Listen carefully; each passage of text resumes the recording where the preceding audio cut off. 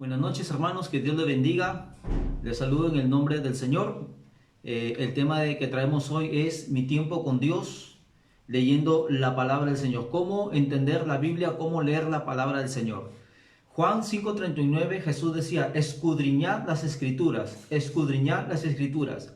Y en el Salmo 119, que es el salmo por excelencia de la palabra de Dios, así como Hebreos 11 es la porción bíblica por excelencia de la fe. El Salmo 119 es el salmo por excelencia de la palabra de Dios. Y dice así, bienaventurados los perfectos, o sea, los íntegros en su camino, los que andan en la ley de Jehová. Bienaventurados los que guardan sus testimonios y con todo el corazón le buscan. Pues no hacen iniquidad los que andan en sus caminos. Tú encargaste que sean muy guardados tus mandamientos. Ojalá fuesen ordenados mis caminos para guardar tus estatutos. Entonces no sería yo avergonzado, dice, cuando atendiese a todos tus mandamientos. Te alabaré con rectitud de corazón cuando aprendiese tus justos juicios. Tus estatutos guardaré, no me dejes enteramente. El Salmo 119 es el salmo por excelencia de la palabra de Dios, y el Salmo 119 habla de la palabra de Dios en varios términos. Le llama la ley, le llama los testimonios, le llama mandamientos y le llama caminos, ¿sí? Entonces, este mensaje es parte de la serie devocional, de una serie devocional. ¿Qué es un devocional? Devocional es un tiempo que tú tomas en el día para buscar la presencia del Señor en oración y en su palabra, la Biblia. Ahora, un devocional se compone de la oración y de la lectura de la palabra del Señor. Eso es lo que llamamos un devocional, para tú poderte relacionar con Dios. Ahora, en el tiempo de orar, yo hablo. Y en el tiempo de leer, Dios me habla a mí. Si tú quieres saber cómo orar, busca la prédica de cómo saber la voluntad de Dios para tu vida, que hablamos ahí mucho de la oración. Ahora, ¿por qué leer la Biblia? ¿Por qué leer la Biblia? Uno de los propósitos de la Biblia es revelar a Dios mismo y sobre todo a la persona del Señor Jesucristo. ¿Quién no quiere conocer a Dios mismo y encontrarse con su Creador? 1 Juan 5:13 dice, estas cosas os he escrito a vosotros que creéis en el nombre del Hijo de Dios. ¿Para qué? Propósito, para que sepáis que tenéis vida eterna y para que creáis en el nombre del Hijo de Dios. Dice que las cosas que escribieron es para que tú tengas vida eterna y para que creas o conozcas en el nombre del Hijo de Dios, de Jesús. De allí que al encontrarse con el Señor de las Escrituras va a venir el deleite, el gozo, el cambio y todo ello, ¿no?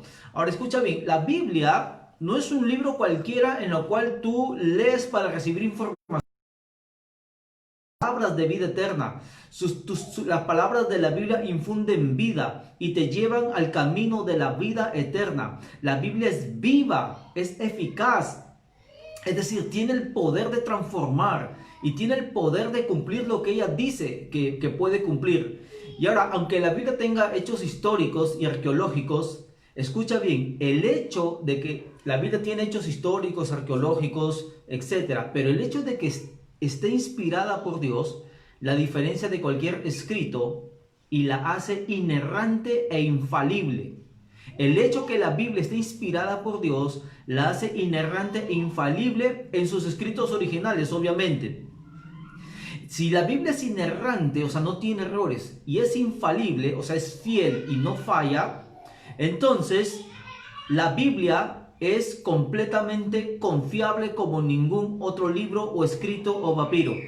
En la Biblia están todas las respuestas que el ser humano necesita para vivir y encontrarse con Dios. Ahora escucha bien que ya entramos a los puntos. La Biblia es más sencilla de entender de lo que parece. Hay un dicho utilizado en la hermenéutica. La hermenéutica, digamos así, es el arte de la interpretación, que reza: la Biblia se interpreta a sí misma. La Biblia se interpreta a sí misma. Este es un principio de interpretación. Si tú quieres aprender a leer la Biblia, si tú quieres aprender a relacionarte con Dios y a escuchar la voz de Dios a través de la palabra, ten en mente esta regla: la Biblia se interpreta a sí misma. ¿De dónde sacamos esto? De la misma Biblia. El Salmo 119, verso 160, dice: la suma de tu palabra es verdad, La suma de tu palabra es verdad. No una porción solamente, sino la suma de tu palabra es verdad. Y el verso 130 dice, la exposición de tus palabras alumbra, o sea, guía, y hace entender a los simples, a los simples. La Biblia es un libro que la puede leer la persona más sencilla y más humilde del mundo o el intelectual más grande. La Biblia está hecha para entenderse, no para complicarse la vida. Así que acompáñame a ver esta predicación, esta exposición de la palabra va a estar dividida en dos partes. Hoy la primera y el otro domingo la segunda parte. Así que acompáñame a ver la primera consideración de varias que debemos tener en cuenta para poder leer la Biblia de manera gustosa, inteligible, reveladora y plenamente. Entonces, lo primero que tú debes de considerar, según la misma Biblia, dice Jesús, escudriñar las escrituras, escudriñar las escrituras. Lo primero que tú debes de considerar para poder entender la Biblia es que la Biblia no debes leerla, la Biblia debes escudriñarla. La palabra escudriñar significa en su idioma original examinar algo con mucha atención. O sea, aquellos que la leen por leer apuradamente y solo para cumplir no la van a entender. Entonces, escudriñar es examinar algo con mucha atención, tratando de averiguar las interioridades, los detalles aún más insignificantes entre comillas.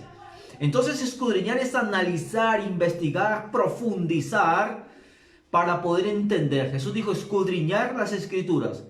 Y dentro de ese escrutinio de la Biblia, tienes que considerar varias cosas. Hoy vamos a ver 5 cosas que tienes que considerar para poder llegar a escudriñar la escritura. Número 1, cuando tú leas la Biblia, cuando tú te acerques a la Biblia, discrimina lo que lees, discierne lo que lees, separa y date cuenta de lo que estás leyendo.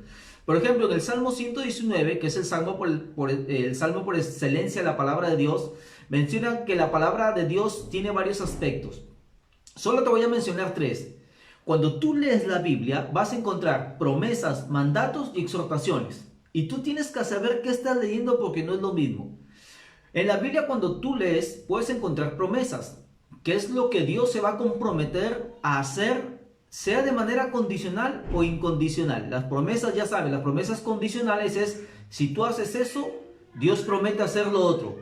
Y las promesas incondicionales son aquellas que se cumplen, creas o no. Salmo 119, verso 6 dice, entonces no sería yo avergonzado cuando atendiese a todos tus mandamientos. La promesa es que yo no soy avergonzado cuando atiendo y presto atención a los mandamientos de Dios. En la Biblia vas a encontrar mandatos, que es lo que tienes que obedecer y son incondicionales, incondicionales. Salmo 119, verso 4 dice, tú encargaste que sean muy guardados tus mandamientos. Guardar es sinónimo aquí de obedecer. Tú encargaste o ordenaste que sean obedecidos tus mandamientos. ¿Sí? Y en la Biblia tú puedes encontrar exhortaciones. Las exhortaciones son palabras de dirección o de ánimo. Por ejemplo, el Salmo 119, verso 1 dice, bienaventurados. Te está animando, ¿no? Bienaventurados, bendecidos, felices, los perfectos, o sea, los íntegros de camino, los que andan en la ley de Jehová. Te exhorta a seguir guardando y esperando en la ley de Dios y dice que vas a ser bendecido y bienaventurado. Entonces, tú para poder entender la Biblia, número 1, debes escudriñarla. Y para llegar al escrutinio de la palabra del Señor, 5 consideraciones. A su vez, 1, discrimina lo que lees, promesas, mandatos y exhortaciones. Número 2, elige el método correcto. El método correcto. Salmo 119, verso 160 decía, la suma de tu palabra es verdad. La suma de las partes te da el todo. Escucha bien, humanamente hablando, el mejor método para estudiar la Biblia es el método inductivo, no el método deductivo. ¿Qué es el método inductivo? El método inductivo es cuando tú tú analizas algo, estudias algo y tú vas de lo particular a lo general. Tú vas de las partes al todo para luego sacar una conclusión. Lo que dice la Biblia, ¿no? La suma de tu palabra es verdad. escudriñas, analizas esto, para llegar al todo y sacar una conclusión. Y a partir de ahí obtienes la interpretación de la Biblia. En otras palabras, el método inductivo te dice, parte de cero, mente en blanco, por decirlo así, sin prejuicios, sin presuposiciones, tus lentes culturales te los quitas para que puedas dejar hablar a la Biblia. Ese es el método inductivo. De las partes, de lo particular a lo general, y saco mi conclusión. En cambio, el método deductivo, tú partes de una premisa y de una presuposición o de una hipótesis, y según eso interpretas todo según esa premisa. Te doy un ejemplo. Este pasaje es súper conocido de Mateo 16-18, donde dice, y yo también te digo, tú eres Pedro, y sobre esta roca edificaré mi iglesia. En la versión católica dice, tú eres Pedro, y sobre esta piedra edificaré mi iglesia, y las puertas del Hades no prevalecerán contra ella. Este pasaje de tú eres Pedro y sobre esta piedra edificaré mi iglesia, se usa para decir que Pedro fue el primer papa. Y en él, o sea, en el hombre, en Pedro, se funda la iglesia.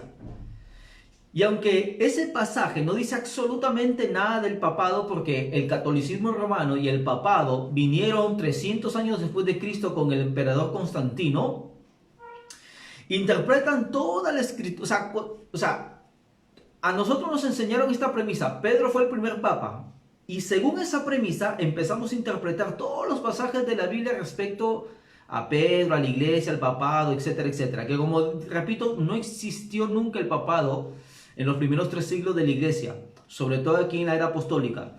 Entonces, el método deductivo ya trae en sí prejuicios y presuposiciones. Entonces, cuando a ti te dicen Pedro fue el primer papa, no importa el texto que leas, siempre lo vas a interpretar a la luz de esa premisa. En cambio, si usas el método inductivo, primero escudriñas, en este pasaje de tú eres Pedro y sobre esta roca edificaré mi iglesia, en el método inductivo, pones tu mente en blanco, por decirlo así, y escudriñas cada palabra. ¿Quién y qué significa Pedro? ¿Quién es Pedro? ¿Qué significa Pedro? ¿Qué significa iglesia? ¿Qué significa roca? ¿Qué significa piedra en el original? Y lo pones en su contexto inmediato, o sea, ¿qué dice antes del versículo en cuestión y qué dice después? Y a su vez lo pones en el contexto remoto. ¿Qué dice Génesis hasta Apocalipsis acerca de la iglesia, de Pedro, de la roca, de Jesús y todo eso? Entonces, en la Biblia, al ponerlo en su contexto, tú dices, ¿qué significa? En la Biblia, ¿quién es la roca? ¿Quién es la piedra? La piedra, ¿quién es Jesús? ¿Quién es Pedro? ¿Quién es Cristo? Desde Génesis hasta Apocalipsis. Ese es el contexto remoto, el más lejano. Entonces, cuando tú usas el método inductivo, tú te das cuenta que en la Biblia, tanto en el Antiguo y en el Nuevo Testamento, la roca, el fundamento es Cristo y no Pedro y ningún hombre. Pero eso lo vamos a ver más adelante. Te pido que me sigas hasta el final, porque hasta el final vamos a hacer un ejercicio de cómo aplicar estos principios de interpretación. Entonces, usando el método inductivo te das cuenta que la roca en la cual se funda la iglesia no es Pedro, sino Cristo, y esto lo vamos a ver más adelante. Entonces, segunda consideración para tú poder leer, comprender y llegar al escrutinio de la Biblia, que es lo que Dios quiere, usa el método inductivo. Número 3, toma en cuenta estos 3 conceptos que te voy a decir ahorita: revelación, inspiración e iluminación. El Salmo 119, verso 6 dice: entonces no sería yo avergonzado cuando atendiese o entendiese a todos tus mandamientos. El salmista habla de atender o entender los mandamientos de Dios. Tú, para poder entender los mandamientos de Dios, aunque puedas utilizar el método inductivo, no podrías llegar a la verdad o a la correcta interpretación o a lo que Dios quiere hablarte a través de la Biblia si no tienes estos conceptos bien claros: revelación, inspiración e iluminación. ¿Qué es revelación? Revelación es lo que Dios le mostró a los autores humanos, a los autores bíblicos, a los que hicieron la escritura. Es lo que Dios les mostró a ellos para que escribieran y registraran en la Biblia todo acerca de lo que Dios quería que escribiesen. Cristo, la salvación, el hombre, el pecado, los ángeles, el diablo, el juicio final, etcétera, etcétera. Toda esa revelación está desde Génesis hasta Apocalipsis y ya no hay más revelación. Todo lo que Dios quería decirnos está escrito desde Génesis hasta Apocalipsis y ya no hay más revelación. El canon bíblico se cerró.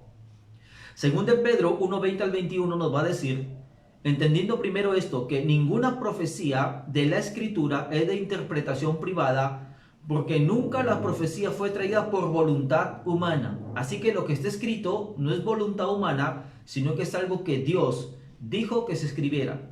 Sino que los santos hombres de Dios hablaron siendo inspirados por el Espíritu Santo. Entonces, ¿qué es la revelación? Es lo que Dios demostró a los autores bíblicos que lo escribiesen. El otro concepto, inspiración. ¿Qué es la inspiración? La inspiración es cuando Dios se las arregló para que los autores bíblicos escribieran lo que realmente Dios quería que escribiesen. Es decir, Dios pudo haberle revelado a Pedro, a Pablo, a Isaías lo que tenía que escribir. Pero ustedes saben cuál es el problema de la comunicación. Yo te puedo decir algo, tú entender otra cosa y escribir aún otra cosa. Entonces, cuando Dios les revela lo que tenían que escribir en Génesis, Éxodo, Apocalipsis, todos los libros, Dios se aseguró que lo que Él les mostró, realmente así mismo lo escribieran, con puntos y coma y con todo. Entonces, la inspiración es cuando Dios se asegura que lo que Él quería que escribieran, realmente así fuera. Ahora escucha bien, la inspiración de la Biblia está solamente en los escritos originales. Son los únicos que Dios ha inspirado. Lo que nosotros tenemos son copias de esos originales que se perdieron. Pero obviamente esas copias son tan abundantes que son muy fidedignas al original. Ahora escucha bien. Si Dios reveló a los seres humanos escogidos por Él y se aseguró que escribieran lo que Él quería que escribieran, por eso la Biblia es inerrante e infalible. Entonces, si la Biblia es inspirada por Dios, hermanos, y repito, entonces es inerrante e infalible, debe ser tu única norma de autoridad, de vida, de conducta y de fe, y no ningún otro escrito más, como por ejemplo el libro del Mormón, catecismo alguno, la Atalaya, las revelaciones de Elena de White, etcétera, etcétera, etcétera. Solo la Biblia en sus escritos originales fue inspirada por Dios. Según de Timoteo 3:16 dice, toda la escritura es inspirada por Dios y útil para enseñar, para redarguir o convencer, para corregir y para instruir en justicia. Entonces, revelación e inspiración me dicen que la Biblia es de Dios, es inspirada, es inerrante, es infalible, es totalmente segura y que puedo confiar totalmente en ella. Es más, escucha bien, cada descubrimiento arqueológico que se hace en relación a la Biblia no hace otra cosa sino mostrar la veracidad de la Escritura. Cuando la Biblia dice que en tal lugar existió una ciudad, por ejemplo, los arqueólogos en el tiempo descubren que lo que decía la Biblia era verdad. Acerca de personajes, reyes, autoridades, lugares. La Biblia es inerrante e infalible. Y este concepto, iluminación, atención con esto. ¿Qué es la iluminación? Es el acto sobrenatural de Dios de dar entendimiento sobrenatural a una persona para que ésta comprenda el sentido espiritual y real de lo que está escrito en la Biblia. O sea, Dios pudo haber revelado Dios mismo a los autores bíblicos y se aseguró que escribieran lo que Él quería que escribieran. Pero no nos serviría de nada si Dios no nos revela, ilumina o da entendimiento de aquello que ellos también entendieron. O sea, nuestra chamba es entender el mensaje como ellos lo escribieron, se les reveló y lo entendieron. Y obviamente contextualizarlo en nuestro tiempo. Por ejemplo, Efesios 1:17 dice la Biblia que Pablo oraba de rodillas al Padre Celestial, dice, para que el Dios de nuestro Señor Jesucristo, el Padre de Gloria, les dé espíritu de sabiduría y revelación en el conocimiento de Él o para conocerle a Él, alumbrando los ojos del corazón o del entendimiento, para que sepamos a qué esperanza Él nos ha llamado y cuáles son las riquezas de su gloria, de su herencia en los santos. En otras palabras, Pablo oraba, y Pablo sabía esto que estoy diciendo, que Dios tenía que darle a su gente, a su iglesia, sabiduría, revelación y alumbrar los ojos del entendimiento, o sea, iluminación. En otras palabras, Pablo en su oración le decía a Dios, lo que les he explicado, lo que les he escrito de parte tuya, dales el entendimiento para que lo comprendan. Escucha bien, esta iluminación que habla la Biblia y que estoy hablando aquí, no tiene nada que ver con los Illuminatis, con iniciados o iluminados como lo dicen los agnósticos o las religiones orientales, donde unos pocos son iluminados e iniciados. Yo no estoy hablando de eso. Yo estoy hablando que esta iluminación o revelación que está en la palabra es simplemente cuando Dios de manera sobrenatural te da entendimiento de lo que Él quiere decir en la Escritura. Una vez más, tiene que ver con el entendimiento real, tal y como Dios quiere que lo comprendas. Por ejemplo, yo puedo estudiar aún con el método inductivo la Biblia, Cristo, la salvación, el pecado y todo lo que está escrito en la Biblia, sin llegar a entender realmente el mensaje. Peor aún, sin generar nada en mi vida, o sin que genere nada en mi vida lo que yo he leído. Esa es la razón por qué hay teólogos ateos. Tú sabes que hay teólogos ateos que pueden dar muy buenas interpretaciones de la Biblia, tal cual, sin torcer nada. Pero sin que pase nada en sus vidas, sin que puedan tener comunión con el Dios de la Escritura, y peor aún, sin que se pierdan para siempre en el infierno o nunca estén con Dios en la eternidad. Te voy a dar un ejemplo de esto. Lucas 24:44 dice así, y les dijo Jesús, estas son las palabras que os hablé estando aún con vosotros, que era necesario que se cumpliese todo lo que está escrito de mí en la ley de Moisés, en los profetas y en los salmos. Entonces les abrió el entendimiento para que comprendiesen las escrituras. Dios le estaba hablando a sus discípulos. Los discípulos sabían las escrituras, la entendían lingüísticamente, sabían la gramática, los significados, la semántica, todo. Pero no había comprensión. Tuvo que venir Jesús. O sea, cuando Jesús, dice la Biblia que cuando Jesús los acompañaba y les hablaba, le entendían todo porque él hablaba en su idioma. Entendían lingüísticamente, semánticamente, etc. Pero no lo comprendían real y espiritualmente. Tuvo que el Señor abrirles el entendimiento para que comprendieran las Escrituras, dice la Biblia. Esto es lo que me refiero y lo que se refiere a la Biblia con iluminación. O sea, tú puedes entender lingüísticamente la Biblia, pero si Cristo no te revela, si Cristo no te da comprensión, no va a servir de nada. Mateo 11:27 dice, todas las cosas, miren, todas las cosas, dice Jesús, me fueron entregadas por mi Padre. Y nadie puede conocer al Hijo sino el Padre. Ni al Padre conoce alguno sino el Hijo, y aquel a quien el Hijo lo quiera revelar. Jesús está diciendo aquí que nadie puede conocer a Dios, Padre, sin que Él no se lo revele. Todos podemos tener acceso a la Biblia. Todos podemos ser teólogos aquí. Todos podemos explicar el método de la hermenéutica, el método inductivo y llegar a una correcta interpretación. Pero no va a producir absolutamente nada en nuestras vidas si el Señor Jesús no nos ilumina, revela o da entendimiento. ¿Y por qué digo todo esto? Porque antes de leer la palabra de Dios, tienes que decirle a Dios que te dé entendimiento, que te revele el sentido real y espiritual de lo que Él está diciendo ahí. Ahora, ¿qué pasa con aquellos que no entienden la palabra de Dios? Bueno, deberían preocuparse porque el no entender la palabra de Dios podría ser ya un juicio de Dios por su ceguera y su orgullo espiritual. Marcos 4:11 y 12 dice, y le dijo a sus discípulos, a vosotros os es dado saber el misterio del reino de Dios, mas a los que están fuera, por parábolas todas las cosas, para que viendo, vean y no perciban, y oyendo, oigan y no entiendan, para que no se conviertan y les sean perdonados los pecados. En otras palabras, Jesús está diciendo eso. A ustedes les voy a hablar, les voy a abrir el entendimiento para que comprendan todo lo que está escrito en la Biblia, lo que he dicho, lo que significa la crucifixión, la resurrección, etc. produzca transformación, cambio, infunda vida eterna, etcétera, etcétera. Pero a ellos, por su orgullo espiritual, voy a hacer que vean mis milagros, mi poder, al Hijo de Dios en persona, que oigan mi palabra de mi misma boca, del Hijo de Dios, pero que no entiendan nada y sean condenados.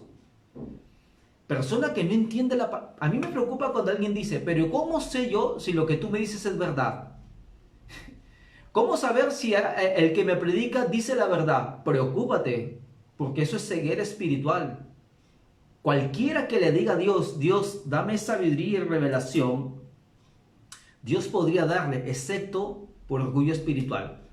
Entonces tú puedes llegar por teología o método inductivo e incluso a interpretar correctamente las escrituras, pero si Dios no te da entendimiento espiritual, no sirve de nada.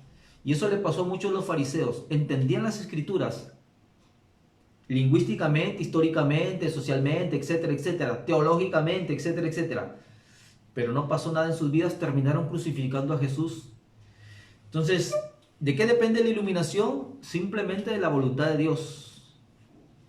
Si Él quiere revelarte, se te va a revelar. A Dios, cuando yo hablaba del método inductivo, obviamente es un método humano que sirve, obviamente. Pero tú a Dios no lo puedes someter bajo estudio, ni las cosas de Dios. No puedes decirle a Dios, como lo dijeras de una lactón, de una piedra, de una roca, de una hormiga, voy a estudiarlas, porque esas cosas están debajo de ti, las puedes estudiar. Pero de Dios no puedes decir eso. Nadie puede conocer a Dios a menos que Él quiera revelarse.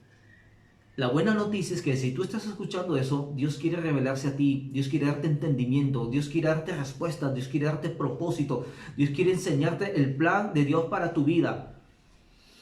Entonces, amados hermanos, cuando tercera consideración, toma en cuenta estos tres conceptos: revelación, inspiración, iluminación. Revelación e inspiración es para que entiendas que la palabra de Dios es inerrante, infalible y totalmente confiable. Todo lo que ella dice es verdad.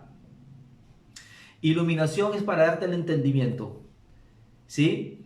Cuando no hay iluminación, escucha bien, usarás 1001 pretextos para justificar una doctrina o una conducta que Dios no avala. Por ejemplo, 1 Corintios 6:9 dice, ¿no sabéis que los injustos no heredarán el reino de Dios? Y aquí viene la lista de los injustos. No erréis, ni los fornicarios, los que tienen relaciones sexuales sin casarse, los idólatras, los adúlteros, ni los afeminados, ni los que se echan con varones, ni los ladrones, ni los ávaros, ni los borrachos, ni los maldicientes, ni los estafadores heredarán el reino de Dios. Cuando no hay iluminación, nosotros podemos entender lingüísticamente lo que significa esto, lo que es un fornicario, un idólatra, un adúltero, un afeminado, un borracho, etcétera, etcétera. Lo sabemos. Pero resulta que cuando el idólatra viene a este texto, el borracho viene a este texto, el adúltero viene a este texto, empieza a justificarse. No, yo no soy adúltero, bueno, yo soy adúltero, pero Dios me va a perdonar. Yo no creo que no entre al reino de Dios, porque Dios me comprende, una canita al aire no pasa nada. Yo le he predicado este versículo a varios borrachines por ahí y me dicen, no, pero Es más, dicen que Jesús autorizó emborracharse porque apelan a las bodas de Caná cuando Jesús convierte el agua en vino. Y ellos dicen, no, eso es para los alcohólicos, yo de vez en cuando tomo mi cervecita, sí me emborracho, pero tranquilo. El ladrón empieza a decir, como una vez yo visitando la casa de una mamá, que su hijo era un ladrón, me decía, lo que pasa es que él es bueno, él roba, pero para traer la casa, para tener que comer. El homosexual dirá que Jesús fue gay y que Jesús ama a todos. Y que aquí el homosexual no es el homosexual, sino es solamente aquí habla del abuso entre un varón y otro varón, del abuso sexual, la violación. Cuando no hay iluminación, tú vienes a la palabra de Dios y aunque le entiendas lingüísticamente, históricamente, semánticamente, etcétera, etcétera, al no tener iluminación, tú te vas a excluir. Si tú eres un ladrón, borracho, fornicario, adúltero, vas a decir, no, eso no es para mí.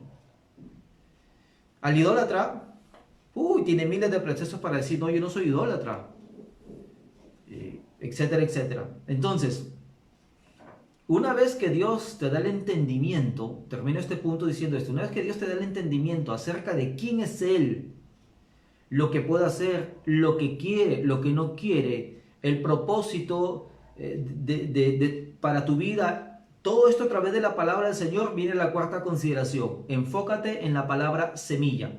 La palabra semilla es una forma de resumir lo que voy a explicar ahorita, ¿no? Salmo 119, verso 4 dice, tú encargaste que sean muy guardados tus mandamientos. Muy guardados tus mandamientos. ¿A qué me refiero con palabra semilla? La palabra semilla, creo que la analogía se entiende bien, es la palabra que Dios quiere sembrar en tu corazón y dé un resultado. Por ejemplo, si Dios quiere darte un mandato en ese momento que está leyendo la palabra, quiere que lo obedezcas. Quiere que esa palabra, en forma de mandamiento, por ejemplo, no forniques, no mientas, al final dé resultado, es decir, logre hacer que tú no mientas, no forniques. O de repente Dios, la palabra semilla es una promesa para cumplirla en tu vida. Por ejemplo, Dios te puede prometer sanidad.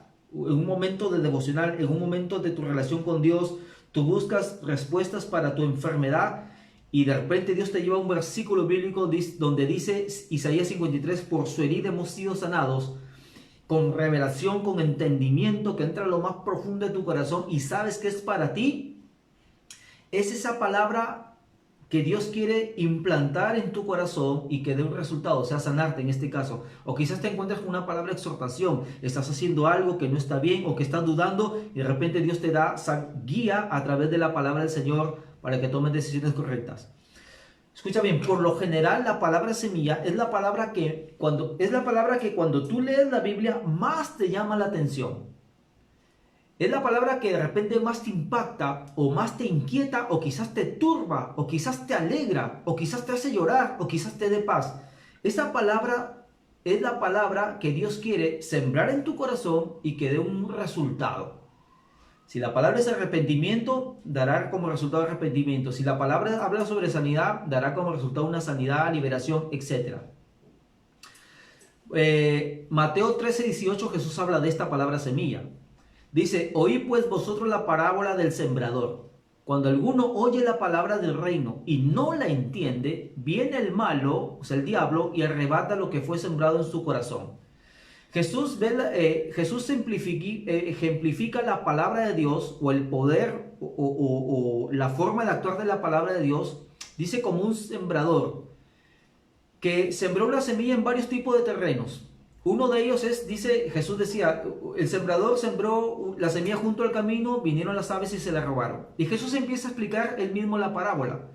Y dice que aquellos que escuchan la palabra de Dios o leen la palabra de Dios y no la entienden, viene el diablo y se las arrebata rápidamente. Y esa palabra, dice Jesús, ya no da fruto. Ya no da fruto. Entonces, amados hermanos, la palabra semilla es aquella porción bíblica que Dios hace que captar tu atención con la finalidad de que la guardes en tu corazón. Primero que la entiendas, que haya iluminación. Si no hay iluminación, el diablo te la va a arrebatar rápidamente. Entonces, una vez entendida y guardada en tu corazón, dé fruto. Por eso que yo me esfuerzo, y como muchos pastores y predicadores, en tratar de hacer entender la palabra del Señor en el nombre de Jesús, para que esa palabra pueda dar semilla. No es mi intención dar mensajes motivacionales, etcétera, etcétera, sino lo más pegado a la palabra del Señor. Si en ese momento se habla de sanidad, la Biblia habla de sanidad, hablaré de sanidad. Si en ese momento la Biblia habla de arrepentimiento, lo haré. Entonces, esa es la cuarta consideración. Lee la Biblia sabiendo que Dios te va y quiere implantar en tu corazón esa palabra semilla. Y por último, la quinta consideración, apropiate del rema de Dios, del rema o grema de Dios, como algunas escuelas griegas lo dicen. Dice, tú encargaste que sean muy guardados tus mandamientos. ¿Qué es el rema de Dios? Esta palabra rema o grema está en la Biblia en Efesios capítulo 6, versículo del 13 al 17. Ahí menciona esta palabra. ¿Qué es el rema de Dios? El rema de Dios es que de toda la Biblia, es una porción de la palabra de Dios que será usada en un momento específico para una situación específica. Es una palabra que Dios te da en el momento que tú lees la Biblia para un momento específico y una situación específica. Por ejemplo, dice, Efesios 6:13, por tanto tomad toda la armadura de Dios para que podáis resistir en el día malo, y habiendo acabado todo, estar firmes. Y sigue hablando, y en el 17 dice, y tomad el yelmo de la salvación y la espada del Espíritu, que es la palabra de Dios. Dice que la espada del Espíritu es el rema de Dios. Aquí palabra en el griego es rema o crema. La espada del Espíritu, un arma ofensiva, es el rema de Dios. Entonces, el rema de Dios es una porción bíblica, un poco parecido a la palabra semilla, pero que Dios quiere que tú declares para hacer retroceder las tinieblas. Por ejemplo, si a mí el doctor me dijo, tienes cáncer y estás desahuciado, y Dios me da un rema, una porción bíblica que me habla de sanidad, y es específicamente para mí, y yo sé que Dios me está hablando en el sentido de que me va a sanar, entonces es esa palabra que yo voy a utilizar cada vez que yo me acuerde las palabras del doctor que me voy a morir de cáncer. Yo la declaro, Señor, tu palabra dice que por tu herida yo he sido sanado. Ese es el rema de Dios, una palabra específica para una situación específica que Dios te dio a ti de una manera especial, ¿sí? Entonces, amados hermanos, tú para leer la Biblia y entender lo que Dios quiere hablarte, primero tienes que discriminar lo que lees: promesas, mandatos, exhortaciones. Usa el método inductivo para poder entender la Biblia. Es el mejor método humano para poder entender la Biblia. Toma en cuenta el concepto de revelación, inspiración, iluminación. Enfócate en la palabra semilla y apropiate del rema de Dios. Y terminamos con un ejemplo de esto.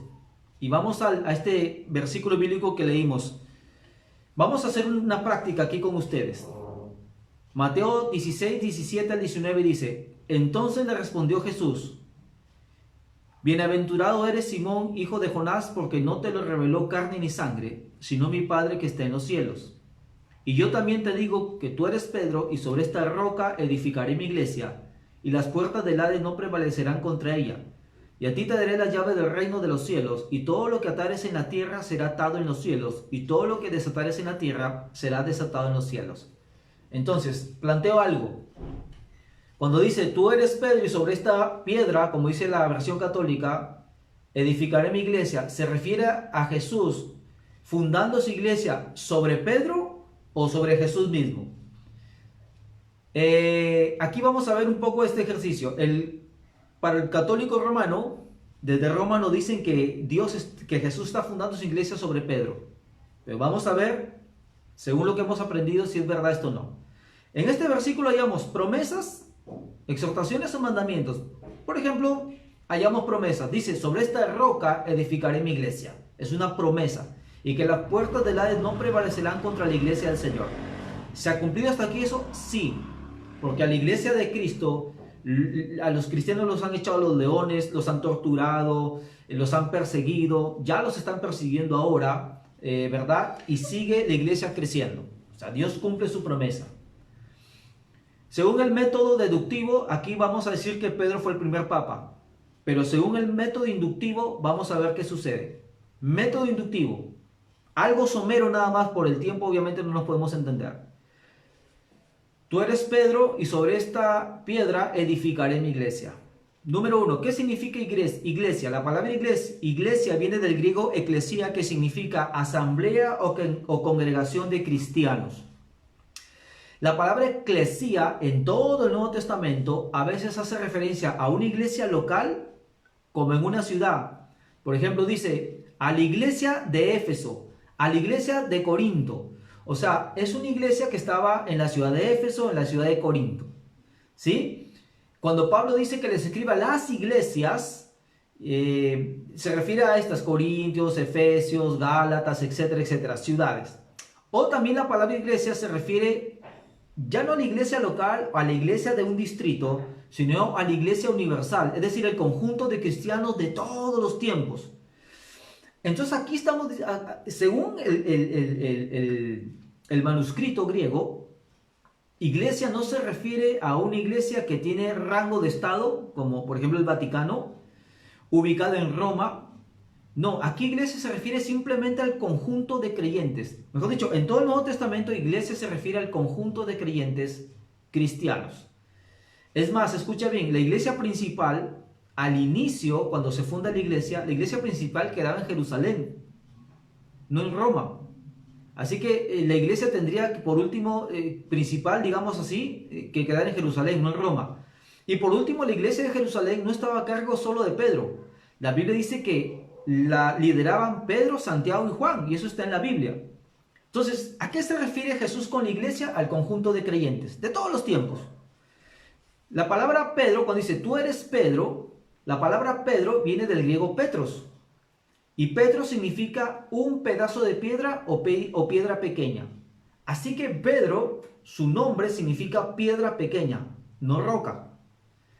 Dice, tú eres Pedro y sobre esta piedra, en la versión católica, y sobre esta roca, en la versión evangélica, dice, tú eres Pedro y sobre esta piedra. Cuando dice esta piedra, aquí viene del griego Petra. O sea, dice, tú eres Petros y sobre esta Petra, Petra aquí significa peñasco, o sea, roca gigante, roca grande.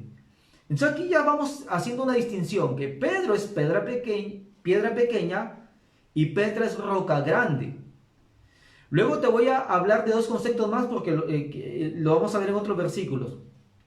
Piedra del ángulo. La palabra piedra del ángulo que está en la Biblia, haciendo referencia a Jesús, era la piedra angular. ¿De acuerdo? Una piedra así, con un ángulo recto que se ponía, o sea, cuando se construía una edificación, en el fundamento se ponía la piedra angular, que era para unir dos muros, y esos dos muros no solamente estén unidos, sino rectos y no se desvíen. Piedra angular. A Jesús la Biblia le llama que es la piedra angular. Y también la Biblia dice que Jesús es la cabeza del ángulo, que era esa piedra que podía unir, un arco. ¿Se acuerdan en las construcciones romanas cuando la piedra angular era la última piedra que podía sostener la estructura? Entonces, hasta aquí hemos analizado la palabra iglesia, Pedro o Petros, piedra, Petra, piedra del ángulo y cabeza del ángulo. ¿De acuerdo? Ahora, para terminar, hemos hecho un pequeño, estamos en el método inductivo, un pequeño análisis lingüístico y vamos a ver en su contexto. Porque nosotros podemos hacer un análisis lingüístico, pero en el contexto, ¿a quién se refiere a piedra y a quién se refiere a roca? Para poder interpretarlo correctamente esto. Son muchos versículos, pero solamente algunos voy a poner. Veamos el contexto, tanto en el Antiguo Testamento como en el Nuevo Testamento, para ver a quién se refiere a la roca en la cual Jesús funda la iglesia. Isaías 28:16 dice, por tanto Jehová el Señor dice así, he aquí yo he puesto en Sión, o sea en Israel, por fundamento donde se erige la construcción, por fundamento una piedra probada, angular, preciosa, de cimiento estable, el que creyere no se apresure. Todo el mundo sabe, eso sí es indiscutible, todo el mundo sabe que esta profecía de Isaías se refiere a Jesús. O sea, eso sí es indiscutible, todo el mundo lo sabe. Así que esta profecía de que Dios iba a poner una roca, una piedra como fundamento de cimiento estable y angular, es Cristo. 1 Corintios 10:4, vamos al Nuevo Testamento. Dice, hablando del antiguo Israel, dice, y todos bebieron de la misma bebida espiritual, porque bebían de la roca espiritual que los seguía, y la roca era Cristo. ¿A quién se refiere aquí como la roca? A Cristo.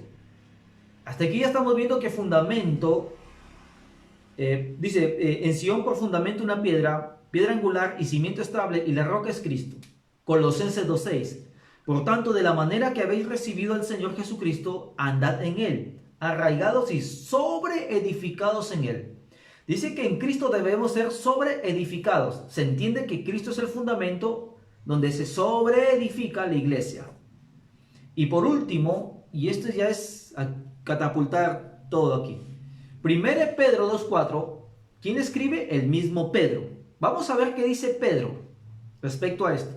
1 Pedro 2:4 en adelante dice así, acercándoos a Él, está hablando de Cristo, piedra viva, desechada ciertamente por los hombres, mas para Dios escogida y preciosa, Isaías. Vosotros también como piedras vivas, a nosotros toda la iglesia nos llama piedras vivas, sed edificados como casa espiritual, aquí la iglesia se ve como una construcción, una casa espiritual, y sacerdocio santo, para ofrecer sacrificios espirituales aceptables a Dios por medio de Jesucristo. 2:6, por lo cual también contiene la escritura: he aquí, pongo en Sión, lo que decía Isaías, la principal piedra del ángulo. ¿Quién está escribiendo esto? Es Pedro. Pedro está reconociendo que la principal piedra del ángulo es Jesús. Entonces, la piedra del ángulo, como decía, es aquella roca de ángulo de 90 grados que se ponía en el fundamento para que los muros se unan y estén rectos.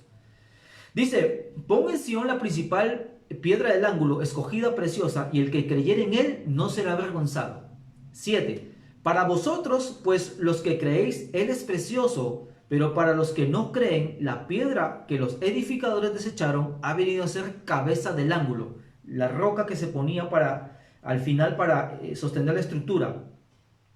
Aquí a Cristo se le señala como cabeza del ángulo, o sea, era la cabeza, la cabeza principal, la cabeza que va arriba, ¿verdad? Y aquí nos quiere decir que Cristo es la cabeza de la iglesia, no Pedro, ni el Papa, ni nadie, sino Cristo.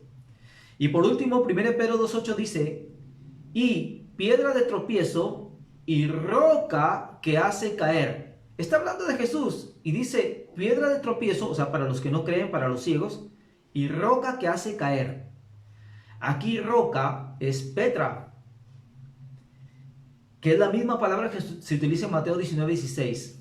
Entonces, el mismo Pedro está diciendo que Jesús es la piedra del ángulo, es la cabeza del ángulo y es la roca por la cual se funda la iglesia, y los que creen en él no serán avergonzados, o sea, serán salvados, y los que no creen en él será piedra de tropiezo. Cristo es la roca donde se pone el fundamento de una construcción, es la piedra angular, es la cabeza del ángulo.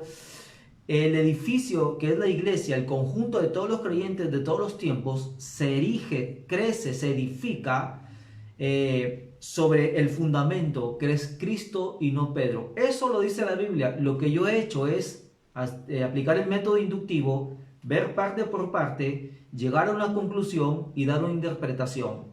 Yo he dejado en estos momentos a hablar a la Biblia. Y aunque todos hayamos podido entender el lenguaje en que he hablado yo y en el lenguaje que ha hablado la Biblia, no lo vas a poder asimilar, entender y comprender si Dios no te lo revela. Porque hay mucha gente que sabiendo esto, teólogos, etcétera, etcétera, que sabiendo esto, ¿por qué no lo entienden de esa manera? Y siguen insistiendo que el fundamento por quien se construye la iglesia es un hombre que está en Roma, que está en el Vaticano, etcétera, etcétera, porque no hay iluminación, porque no hay revelación, por ceguera, por orgullo espiritual. Conclusión. ¿Quieres que Dios te hable a través de su palabra? Tienes que despojarte de todo prejuicio, de toda presuposición teológica, de todo lente cultural que tú tengas. Y escucha bien, no debes permitir que tu conducta te lleve a torcer o malinterpretar la escritura. Porque tienes que saber algo. Distorsionar la palabra de Dios, cuando tú distorsionas la palabra del Señor, trae como consecuencia una mala conducta, una mala práctica. Y a su vez, una mala conducta que tú hayas adquirido antes de leer la Biblia generará errores de interpretación antojadizos y herejes. Es lo que yo te decía, el amigo borrachín, pese a que hay muchos pasajes bíblicos donde Dios aborrece la borrachera, no heredarán el reino de Dios, el borrachín dirá que no, que eso no es para él, sino son para los alcohólicos, etcétera, etcétera, etcétera. Siempre aquel que no tiene iluminación y revelación de Dios siempre va a justificar su pecado. El homosexual, el idólatra, el arriano que cree que Jesús no es Dios, etcétera, etcétera. Entonces, Dios te puede hablar muy claramente por la palabra de Dios escrita. Muy claramente te puede hablar Dios. Ruega para que te dé la iluminación, la revelación, el entendimiento, la percepción que necesites. A veces esa palabra revelada te hará súper feliz. A veces te quebrantará. A veces te levantará. A veces te tirará al piso. A veces te turbará esa palabra. A veces te dará paz. Pero eso lo hará Dios con tal de verte en su gloria. Leer la Biblia es fácil. La Biblia se interpreta a sí misma. Solamente hay que tener la humildad para que la Biblia, para dejarse confrontar con la Biblia y no justificar tus conductas que a Dios no le agradan. Lo que Dios dice es y se acepta. Así que gloria a Dios por eso. Vamos a orar. Señor, gracias por tu palabra. Hoy hemos entendido, Señor, que tu palabra es muy sencilla y que si no la podemos entender, comprender o interpretar, es por el orgullo y la dureza de nuestro corazón, nuestra ceguera. Señor, líbranos de ya estar en el juicio de Dios al no entender tu palabra, Señor. Líbranos de los falsos profetas y falsos maestros que pululan desde la época antigua para torcer, Señor, a tus escogidos, tratarnos de torcer. Hoy hemos entendido, Señor, que es muy sencillo de interpretar tu palabra, de entenderla, pero aún así siempre necesitaremos de tu ayuda, de tu revelación, de tu iluminación, Señor. Ayúdanos a entender las cosas que están en tu palabra. En tu palabra se encuentran todas las respuestas habidas y por haber. En la palabra tenemos todo lo suficiente, Señor, para vivir la vida eterna, para vivir una vida libre, sana, saludable, restaurada, Señor. En tu palabra tenemos todo lo que necesitamos saber para este tiempo de pandemia, de incertidumbre y de confusión. Todo, Señor, está en tu palabra. Ayúdanos. Gracias, Señor. Y guárdanos para el próximo domingo poder seguir escuchando más acerca de cómo leer tu palabra, cómo dejarte a ti hablar a nuestro corazón, Señor. Gracias, Padre, en el nombre de Jesús. Amén y amén. Que Dios le bendiga, hermanos. Los esperamos el próximo domingo en la parte 2.